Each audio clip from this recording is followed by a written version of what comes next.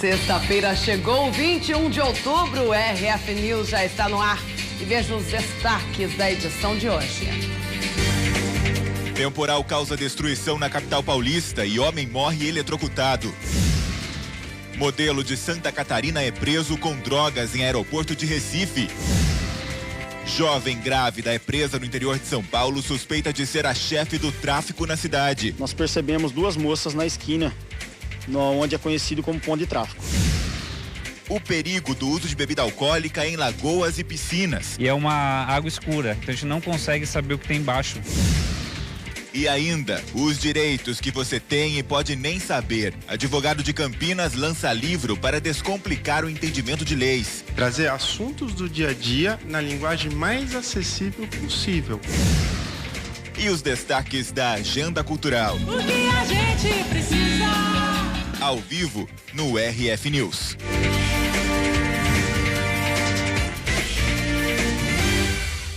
Nós abrimos essa edição com mais uma possível vítima do jogo do desmaio. É que a polícia relacionou o caso com a morte de um outro jovem 3 meses atrás. Olha só que absurdo.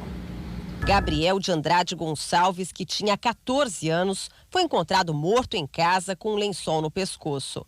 Falar e remoer a dor é um jeito de descobrir a verdade. Eu, como um pai, eu acho que eu tenho esse direito, entendeu? De saber o que aconteceu com meu filho. Foi no dia 14 de julho. Gabriel estaria sozinho na casa em que morava com a mãe e o padrasto em São Vicente, no litoral paulista. Suicídio teria sido a conclusão da polícia, mas a família agora questiona como um adolescente alegre que tinha voltado da academia seria capaz de acabar com a própria vida. Meu filho estava super feliz. Entendeu? Ele estava super contente. Meu filho estava fazendo academia, meu filho estava fazendo teatro na escola, meu filho estava indo para o cinema com os amigos. Foi depois da morte de um outro adolescente, numa circunstância parecida, que a dúvida aumentou. Os dois eram amigos, moravam na mesma cidade e estudavam na mesma escola. Teria Gabriel tirado a própria vida ou se trancado no banheiro para participar de uma brincadeira fatal? O pai ouviu de amigos de Gabriel que o estudante já havia tentado participar do tal jogo do desmaio. A mesma brincadeira que tirou a vida de Gustavo Detter, de 13 anos, no último final de semana. Ele sabia que o Gabriel teria feito essa brincadeira já e não teria conseguido, entendeu? No caso de Gustavo, 3 amigos viram em tempo real pela tela do computador quando o estudante desmaiou o pescoço. Um jogo antigo que se espalhou pela internet. Alguns adolescentes brincam em grupo, outros sozinhos. O prazer é ficar alguns minutos desacordados sem o ar. Viver ou morrer faz parte do jogo. A página da rede social de Gabriel teria saído do ar logo depois da morte dele e voltado algum tempo depois com algumas mudanças. Quem teria mexido na troca de mensagens? E por quê? O Facebook dele sumiu. Depois que aconteceu, ninguém sabe quem foi que tirou o Facebook dele do ar. O celular também a gente não tivemos notícia se foi periciado. Nos últimos dias, na rede social dos amigos de colégio, o assunto é um só. Difícil acreditar que esses dois se foram, escreve um colega. Esse ano tá difícil. A ficha ainda não caiu, diz outro. O laudo indica que Gabriel morreu por asfixia. Teve uma lesão grave na coluna e foi encontrada uma substância não identificada no sangue dele. Dúvidas para esse pai não faltam. Suicídio ou uma brincadeira estúpida? Respostas que a família não tem. Não é que a gente duvida, a gente quer respostas, entendeu? A gente quer saber a verdade. Se realmente pode ter sido através de uma brincadeira ou alguma outra coisa assim pode ter acontecido, né? A gente quer resposta. Família sofre, claro, né? Uma brincadeira de muito mau gosto, por sinal, se foi realmente uma brincadeira, tudo para aparecer em rede social. E na capital paulista, um temporal causou muita destruição em vários pontos da cidade. Um homem morreu eletrocutado. A tempestade deixou a cidade debaixo d'água. Carros foram arrastados, árvores ficaram no chão. Nesta oficina, funcionários correram para fechar o portão. O fio de alta tensão atingiu a estrutura e um deles, de 23 anos, sofreu uma descarga elétrica. No vídeo dá para ver ele caído. O rapaz foi socorrido e morreu. Equipes dos bombeiros foram chamadas para socorrer uma mulher que foi arrastada pela correnteza dentro desta passagem de pedestres. Como a região aqui do lado de fora ficou inundada, a água não teve outra opção senão escolher justamente aqui essa escadaria para ter vazão para a parte de baixo aqui do bairro. E essa é uma passagem subterrânea que interliga dois lados aqui do bairro da Lapa, na zona oeste de São Paulo, e em cima passa a linha do trem. Na hora da tempestade, isso aqui ficou alagado. A gente observa aqui na parede o nível em que a água chegou. A vítima foi socorrida com quadro de queda de temperatura do corpo. Ela foi levada para o hospital e recebeu alta durante a noite. A Prefeitura de São Paulo chegou a divulgar em nota que a mulher morreu afogada, mas o Corpo de Bombeiros, a Polícia Militar e a Polícia Civil não confirmam. Em poucas horas, choveu quase a metade do que era esperado para o mês inteiro na zona oeste de São Paulo. Quem estava no trânsito se viu no meio da enxurrada e muita gente não teve para onde correr. Foi questão de meia hora. Quando estava descendo, a chuva pegou, o carro estava aqui do lado do shopping. Alagou tudo. Dá licença, deixa eu mostrar aqui. Não tá ligando mais? Ali, ó, direitinho. Olha só o carro dela. Não, acabou o carro. Foi uma noite de muito trabalho para tentar religar a energia. O Corpo de Bombeiros recebeu mais de 150 chamados sobre queda de árvores. Nesta rua, ela era tão grande que levou junto a fiação elétrica e ainda esmagou 2 carros. Eu sempre deixo o carro aqui, só que a gente não espera, né, acontecer isso. Árvores também atingiram escolas e bloquearam ruas.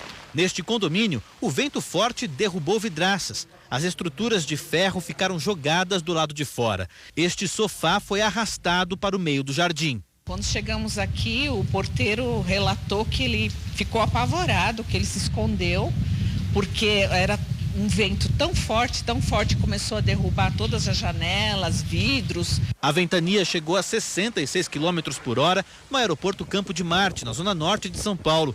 Estas imagens feitas com o celular mostram a força do vento.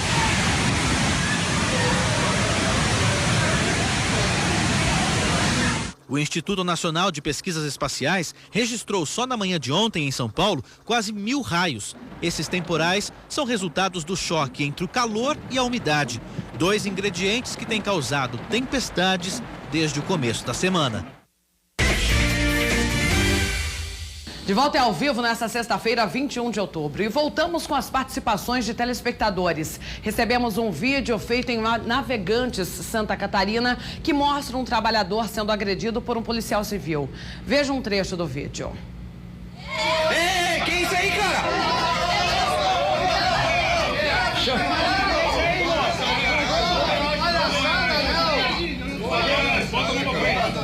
Bota a mão pra frente. Bota a mão pra frente. Bota a mão pra frente. Bora, bota a mão pra frente. Bota a mão pra frente, vai pra delegacia. Cara, tu chegou batendo no cara já, o cara sentado trabalhando, cara. Desnecessário fazer isso aí, gente, desnecessário. A senhora é advogada? Não, serviço de vocês é bater? Serviço de vocês é bater? Olha, de acordo com um relato de testemunhas, a confusão começou quando o trabalhador não liberou a rua em obras para a passagem da viatura da polícia. Daí a confusão teve início e o homem foi agredido, como vocês viram. A população ficou revoltada com a situação e não é para menos, né? Após ser encaminhado para a delegacia, a vítima da agressão foi liberada. E se você também tem um flagrante para nos enviar, anota o nosso WhatsApp agora, 1997-414-8550, 1997-414-8550. Você pode também tirar a sua foto enquanto assiste o RF News, nos enviar na sexta-feira. Hoje, inclusive, tem o quadro Você aqui no RF News. E uma jovem grávida foi presa em Arthur Nogueira. Sabe por quê? Porque ela é suspeita de ser a chefe do tráfico na cidade. Mais de 3.000 papelotes de cocaína foram apreendidos na casa dessa mulher. Um prejuízo de mais de R$30 mil para o mundo do crime. Michele Antunes, de 23 anos, foi presa em flagrante, mas no momento em que foi abordada, tentou despistar os policiais. Nós percebemos 2 moças na esquina, onde é conhecido como ponto de tráfico. Ao avistarem a viatura, elas esboçaram reação, se comunicaram e a Michele, posteriormente identificada como maior, tentou deixar o local. As duas foram trazidas para a delegacia. Aqui, a adolescente de 15 anos tentou assumir a responsabilidade, dizendo que a droga era dela. De acordo com a família, faz 2 anos que a jovem fugiu de casa e desde então passou a sobreviver do tráfico e da prostituição. Mas há alguns dias, a polícia já tinha recebido uma denúncia anônima indicando que, na verdade, a gerente do tráfico da região era a Michele. Mesmo grávida do 4º filho, Michele comandava 10 pontos de tráfico de drogas na região do Parque dos Trabalhadores, em Arthur Nogueira.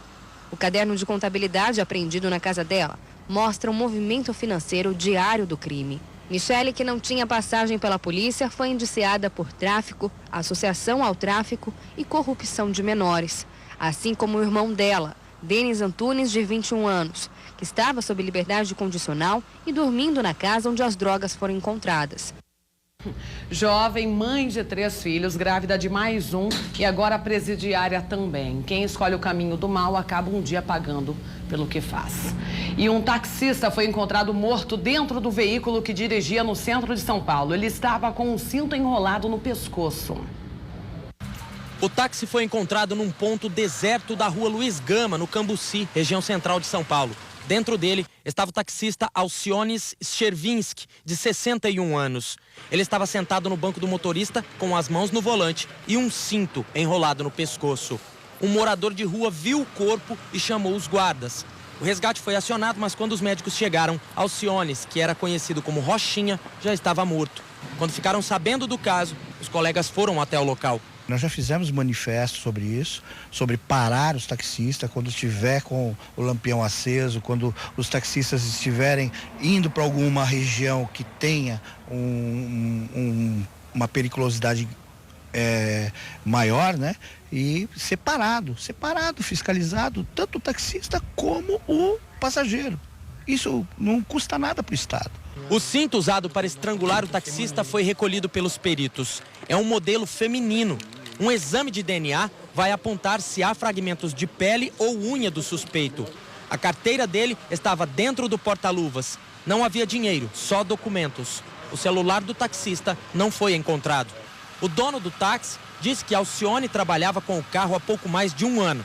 Disse ainda que, por causa do baixo movimento, ele tinha desistido da profissão. Mas na última sexta-feira mudou de ideia e pediu o carro de volta. A mulher dele, que é escrivã de polícia, prestou depoimento. Alciones trabalhava neste ponto da rua Marechal Odílio Denis, em Santana, zona norte de São Paulo. Ele foi visto por aqui pela última vez por volta das 8 da noite, 2 horas antes de ser encontrado morto. Os colegas que conviviam com ele diariamente guardam agora a lembrança de um homem simpático e trabalhador. Triste. Cruel. Sensacional, meu. Sem palavra. E um modelo de Santa Catarina foi preso em Recife. O motivo? Ele voltava da Espanha com drogas.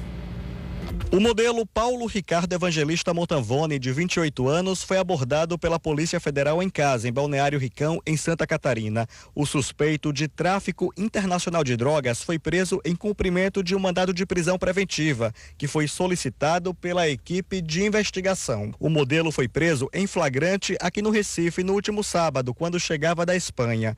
Os policiais federais encontraram na bolsa dele 120 embalagens de haxixe, que pesam 3 quilos e 300 gramas. Mesmo assim, tinha sido liberado durante uma audiência de custódia na Justiça Federal.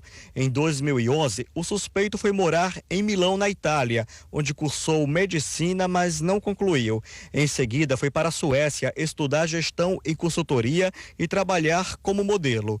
Em depoimento na sede da Polícia Federal, disse que ganharia R$35 mil para entregar a droga a um homem em São Paulo. O chefe de comunicação da Polícia Federal afirma que o modelo faz parte de uma quadrilha. Os outros envolvidos no esquema ainda são investigados. A investigação, ela prossegue apenas nesse sentido, né? A gente repassar as informações lá para os policiais de Santa Catarina, porque alguém também pode ter se comunicado com ele por lá, e também a pessoa que ia receber essa droga lá em São Paulo, para que a gente possa então fechar o cerco total, né? Não só a prisão dele, mas também identificar esses outros que estão colaborando para o tráfico internacional. De volta ao vivo para todo o Brasil, 12h29. Fique ligadinho aqui na tela da Rede Família, comigo até 1h da tarde. Agora o alerta para o uso de bebida alcoólica em regiões com lagoas e piscinas. O assunto ganhou ainda mais destaque com o afogamento de um jovem jogador da Portuguesa. Depois de quase 17 horas sem informações do rapaz, o corpo do atleta foi encontrado no começo da manhã desta quinta-feira. Estava na parte mais funda da piscina do clube da Portuguesa, a 3 metros da superfície.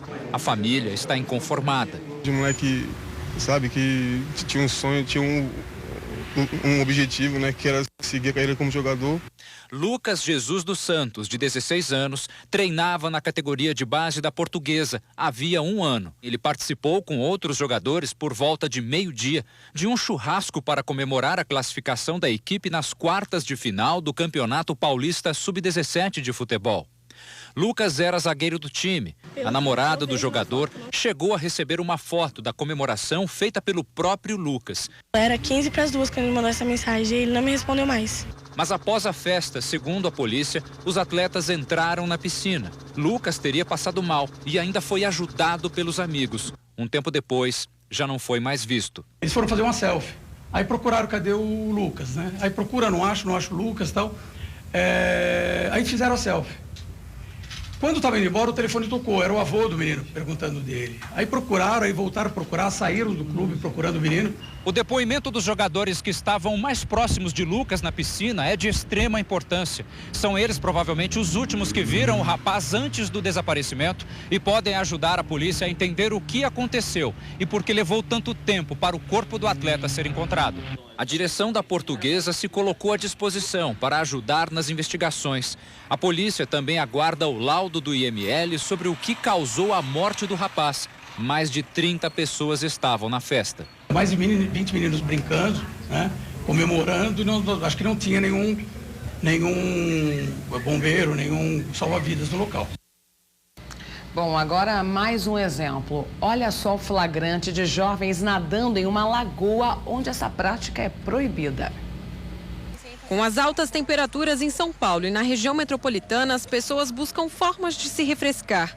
O problema é que às vezes a opção encontrada pode custar uma vida, como aconteceu com o jovem Marcos Vinícius de Souza, de 26 anos, que morreu afogado na última terça-feira no Parque Glauco Vilas Boas, em Osasco. Marcos e os amigos entraram no parque e foram mergulhar numa lagoa. 2 deles começaram a se afogar. Um terceiro conseguiu resgatar um dos amigos e levar até a margem.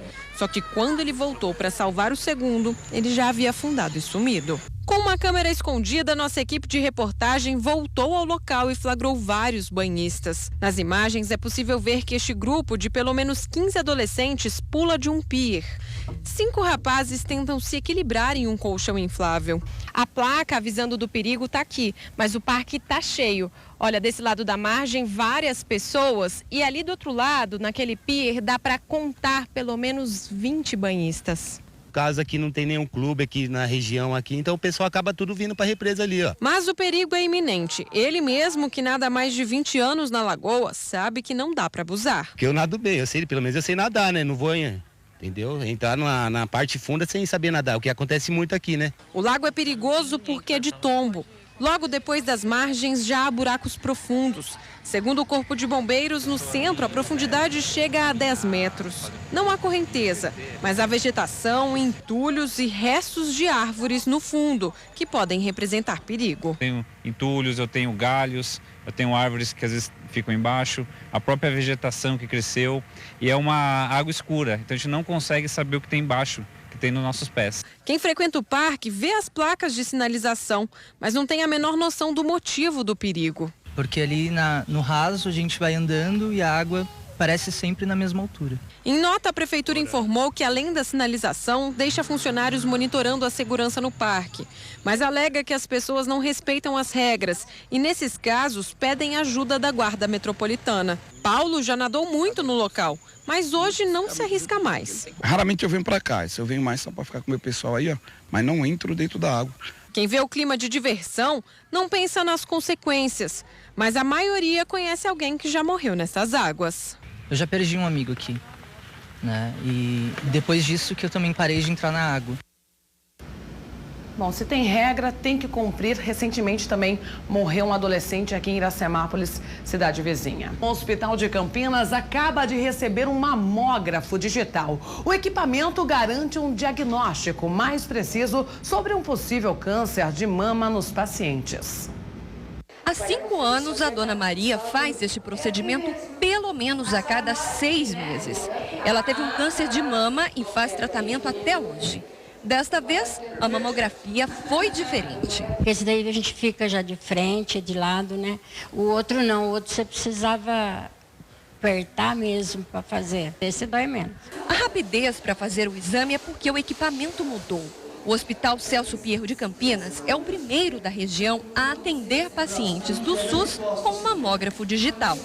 O equipamento moderno custou mais de R$1 milhão.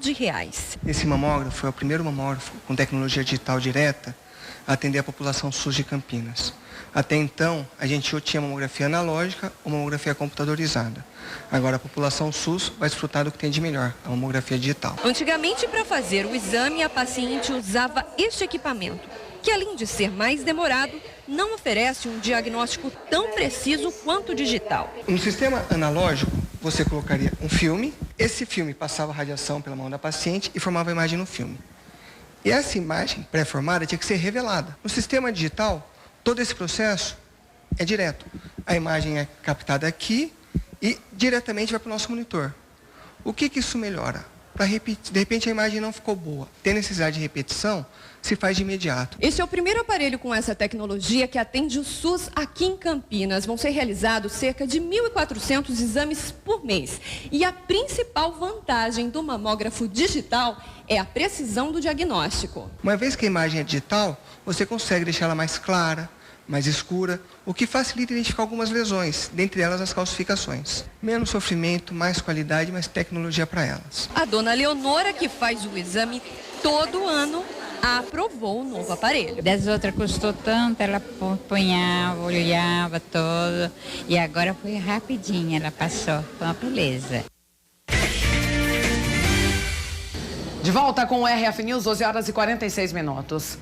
Você conhece todos os seus direitos? Pois é, muita gente sofre sem saber que, na verdade, está amparado sim por leis que já estão em vigor. Pensando nisso, um advogado de Campinas decidiu descomplicar esse universo que parece tão distante da vida do dia a dia. E a repórter Graziela Félix foi conversar com ele. Responda rápido.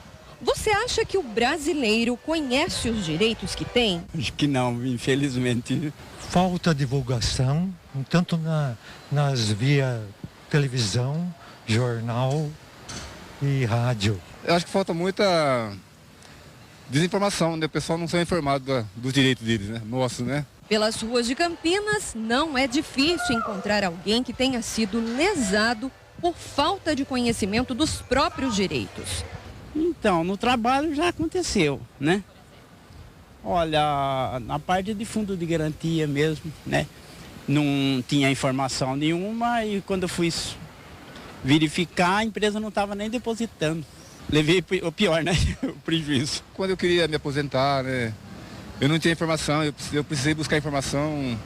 Coisa que é uma coisa que o governo deveria dar essa informação para a população. Às vezes, os termos técnicos utilizados em livros ou matérias de jornais acabam dificultando o entendimento. Deveria ser uma coisa mais clara, mais transparente, né? Tem direitos nossos que a gente não sabe, que poderia a gente ser mais esclarecido, né? A gente acaba pegando um profissional e acaba pagando uma coisa que é direito nosso, que a gente não precisaria estar pagando. Foi pensando em sanar estas dúvidas que este livro foi escrito. Este é o volume 2 do livro Direito Legal, que mostra de uma forma bem didática quais são os nossos direitos. A escrita é bem simples. Aqui, nada de juridiquês, justamente para facilitar o entendimento do leitor, independente do grau de instrução. O conceito, quando nós começamos a escrever o livro, foi justamente de trazer assuntos do dia a dia na linguagem mais acessível possível. São textos curtos, objetivos, aproximando a lei do cidadão. No livro, o leitor vai encontrar um guia prático para esclarecer dúvidas corriqueiras do dia a dia. Tem os direitos do dia a dia, tem questões envolvendo o direito bancário, tem questões envolvendo assuntos familiares, por exemplo, como é que fica a guarda de animais em caso de separação. São temas bem atuais. Nós temos direitos trabalhistas, falamos um pouquinho sobre imobiliário, falamos um pouquinho sobre direito de trânsito, falamos sobre franquias. Então, são pílulas jurídicas para ilustrar problemas que você eventualmente pode enfrentar no dia a dia e te dar munição para saber solucionar as questões. Neste segundo volume, a obra ganhou um personagem. A ideia da criação do personagem, da criação do Legalzinho, foi justamente isso, tornar ainda a leitura mais agradável através dessas ilustrações. O Legalzinho, na verdade, sou eu, vocês somos todos nós quando somos lesados, e amanhã ou depois ainda é um meio de acesso para explicar numa escola os perigos de uma internet. Vamos falar um pouquinho sobre bullying, o que pode, o que não pode. Então, o Legalzinho ele vai ser o instrumento de acesso numa linguagem bacana para a criança. Agora acabou a desculpa. Nada de ser enganado nem prejudicado por falta de conhecimento. E voltamos com os destaques da Agenda Cultural.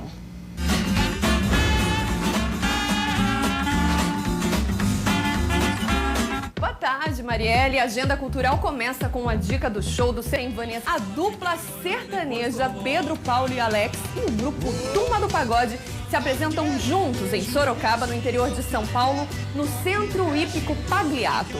Os shows fazem parte da primeira edição do Festival Sunset Mix. Em Fortaleza tem Lulu Santos. Domingo, a cantora Ana Carolina se apresenta na concha acústica do Teatro Castro Alves, em Salvador. O show tem início às 7 da noite. Aprendi a me virar sozinha, se eu tô te dando linha pra depois te abandonar. E a Agenda Cultural de hoje fica por aqui. Um excelente final de semana pra você e até a semana que vem.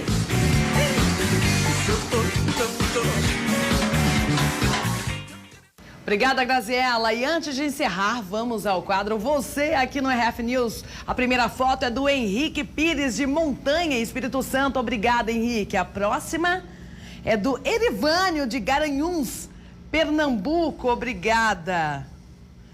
A Camille e o Joel, de Conceição de Macabu, Rio de Janeiro.